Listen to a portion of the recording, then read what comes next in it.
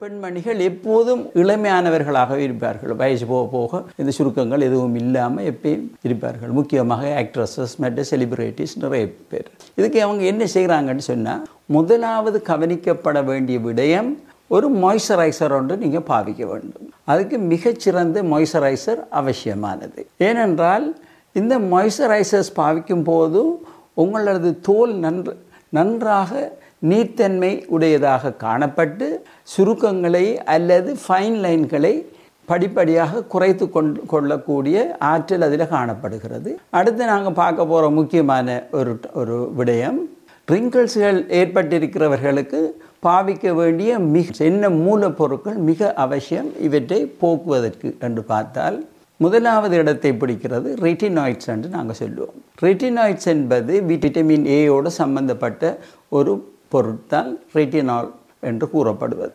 மற்றது இந்த ரெட்டினாய்ட்ஸை நீங்கள் முகத்துக்கு போட்டுட்டு வெளியில் போனீங்கன்னா சூரிய ஒளி பட்ட உடனே உங்களோட முகம் சென்சிட்டிவ் ஆகும். சில அரிப்புத்தன்மையாகனதாக இருக்கக்கூடும், அல்லது சில நேரம் ரெட்டிஷாக முகம் சிவப்பாக மாறும்.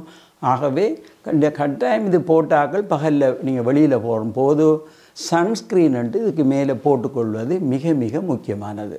அடுத்த முக்கியமானது அப்படி சுருக்கங்களை நீக்கக்கூடியது பெப்டைட்ஸ் என்று சொல்லுவோம்.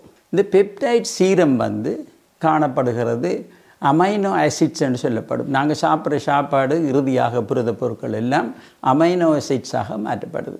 இந்த அமைனோ ஆசிட்ஸ்கள் சில சேர்ந்து உண்டாகும் ஒரு செயினை தான் பெப்டைட் என்று சொல்லப்படுகிறது. இது என்ன செய்தா நேரடியாக தோலுக்குள்ளே போய் எங்களோட கொலாஜன் அளவை அதிகரிக்க செய்து இது படிப்படியாக மறைந்து போகிறது. மறைந்து எங்களுக்கு பழைய நிலைக்கு வர்றதுக்கு வாய்ப்பு ஏற்படும்.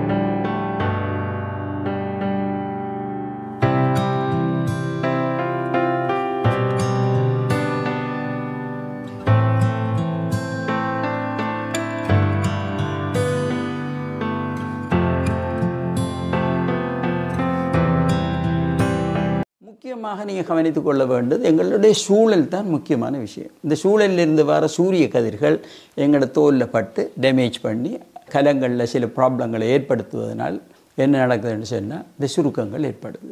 அது ஒரு விடயம். அடுத்தது எங்களோட பொல்யூஷன் என்று சொல்லலாம், ஏர் பொல்யூஷன்.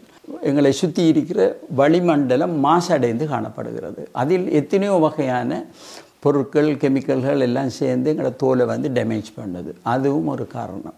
இப்படியானதிலிருந்து நாங்கள் எங்களோட தோலை ப்ரொடெக்ட் பண்ணினோம் என்றால், அதாவது நாங்கள் பாதுகாத்து கொண்டால் எங்களுக்கு இந்த பிரச்சனைகள் வர்றது அது குறைவாக இருக்கும்.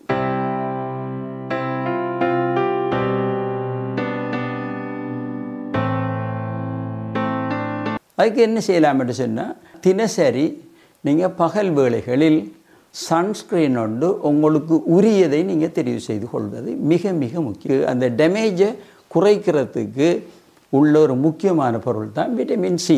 விட்டமின் சி சீரம் நீங்கள் தினசரி பாவித்து வருவீர்களானால் நைட்டுக்கு உங்களோட தோலுக்கு அது ப்ரொடெக்ட் பண்ணும் இந்த ஃப்ரீ ரெடிக்கல்ஸிலிருந்து.